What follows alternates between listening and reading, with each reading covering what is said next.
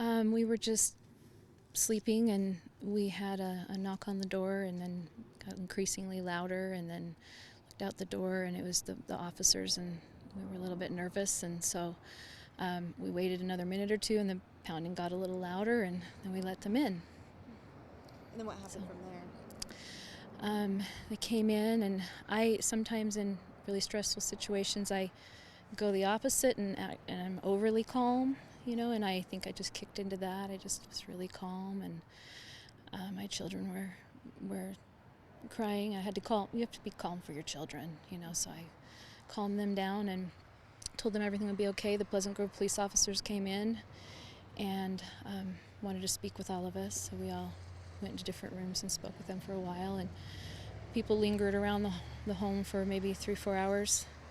I guess the Pleasant Grove officers were going to investigate, but then the Orem decided they were supposed to come in and take over, so they brought their officers from Orem out to speak with us, and then the Orem officer said, "You're under arrest." So he had the children go first so they wouldn't see anything, and then put me in handcuffs, and we went, and it was all pretty calm and peaceful. I tried to joke a little bit about not being able to wiggle out of the handcuffs, but it wasn't really a funny situation. So Yeah.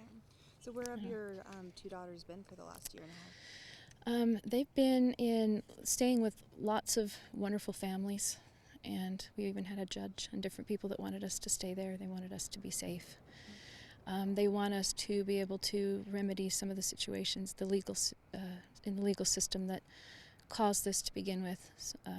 It's something that shouldn't have happened. It's been considered a great legal travesty. Mm-hmm. So we were staying with these families, different ages of children that we would babysit, and it was just really a fun, healing, happy family time. And I did stay in a domestic violence shelter as well. Mm-hmm. And had some assistance there. We had counselors that helped with my kids. And it was all three of you guys had been together for the last year and a half? No, my children ran away. They came back after a day. I'd reported them after they ran away. And then when they ran away the second time, they got in contact with me after a while. Mm-hmm. And I really didn't know what to do. I was torn because they were pleading with me not to say anything, not to do anything, not to call anyone. So I kind of spent the rest of the time being directed by my children. I felt like they needed to have a say because they'd never been listened to, and I felt like it was important for their development, their self-esteem, and their ability to feel like they're people, and they to listen to their needs. And so I didn't call and report or anything. We were actually preparing to meet with DCFS and had a number of people lined up to assist us in the next couple of weeks. So this kind of came as a surprise because we were ready, felt like we'd had enough healing time. My children were preparing. I'd been telling them we really need to do something. This has gone on long enough. And we were at that point when this happened. So it was we wanted it to happen, just not like this. Mm-hmm. So who were you staying with here, and how long have you been here? Here it was just a friend of a family, and it was not a long time, just a couple months. It wasn't a really long period of time, but we were pretty local, and we were in different places in Utah, so. Do you think you did anything wrong? It was really hard. I've never wanted to break the law my entire life, and I didn't want to here either, and so there's 20 conflicting laws here. I mean, I was torn, and when you get involved in all, it's very complicated. So the only thing I could do to make myself feel better, because I was concerned, what am I supposed to do? Am I supposed to listen to my children? My children need to be healing more than anything else. That's more important than anything else. Is anyone else going to heal my children right now? Are they going to help them? Are they going to help them stabilize? I had one daughter that really needed it. They both did, but desperately needed some peace in her life. Didn't need all of this. They just needed peace and quiet. So I felt like the child protective laws needed to supersede by far any other laws, and they did conflict with the other laws. If people want to say it's custodial interference or whatever else they want to call it, the needs of my children and protecting their emotional well-being and preventing them from a breakdown, suicide, or whatever might have happened if I hadn't helped them, had to take top priority. I just had to, and I had to make that choice. So what do you think is going to happen next? I have a court hearing in a month. They said I have a misdemeanor for custodial interference, and then I'm going to go before a judge. I need to get an attorney. I'm going to be speaking with several attorneys about some of the legal issues that are profoundly wrongful in our case to begin with, which really should be remedied. So I don't know what to expect. I don't know, I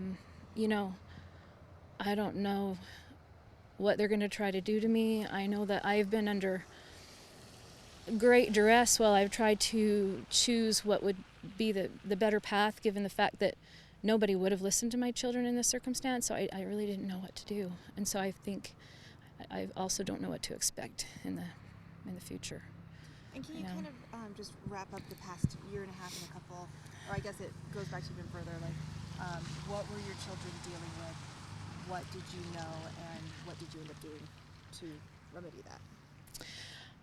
There's some things they were dealing with I won't really describe, but they needed healing, they needed peace, they needed to develop and mature in a proper manner. They needed to have a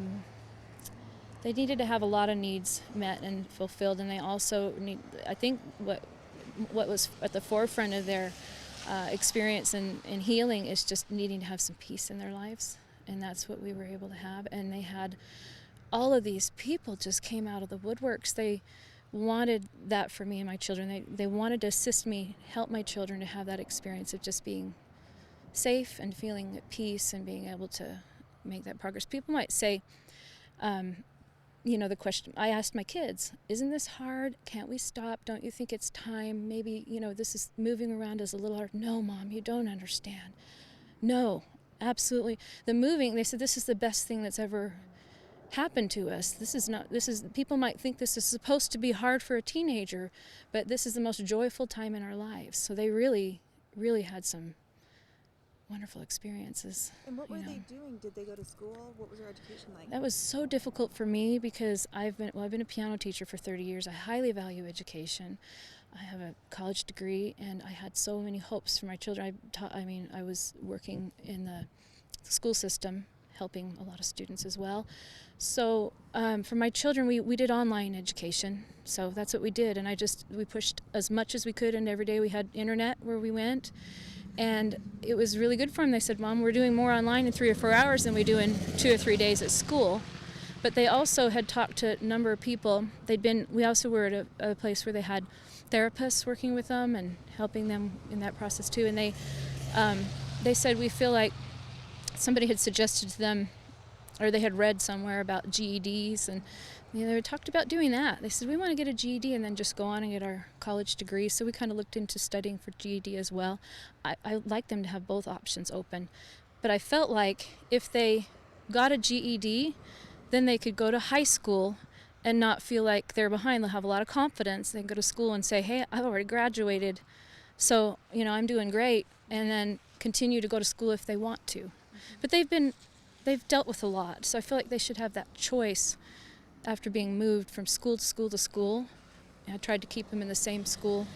It just didn't happen, but it was difficult to have that constant moving. And so I felt like I'm at least moving schools, so I felt like at least if they could have that option to be able to go to school if they want to, then if they're with a group of kids that they're not really feeling comfortable with, they can make that choice to not take those classes if they don't want. Although that's not typically what I would recommend anybody. I think it's important to finish high school. So all things considered, do you think that this is a best case scenario? Best case scenario meaning? Like, do you think that this outcome, did you feel cornered, trapped? Did you think going on the run?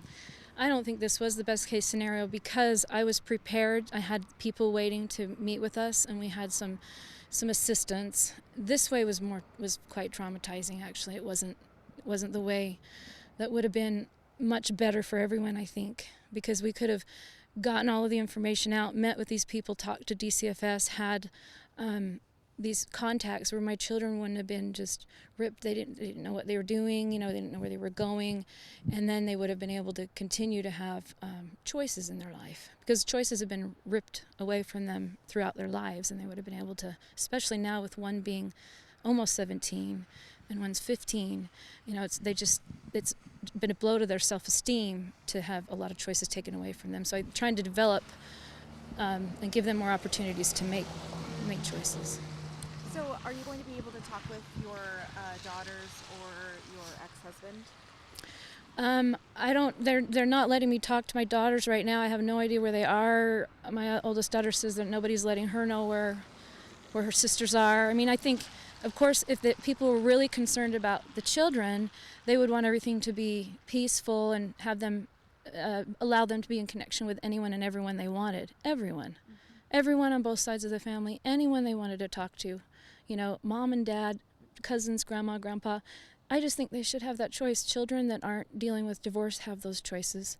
My children should be able to have those choices to talk to anyone they want to. So, you had another question? I mean, are you going to be able to talk to your ex-husband? I don't know if, if we'll speak. I'm not sure what, maybe.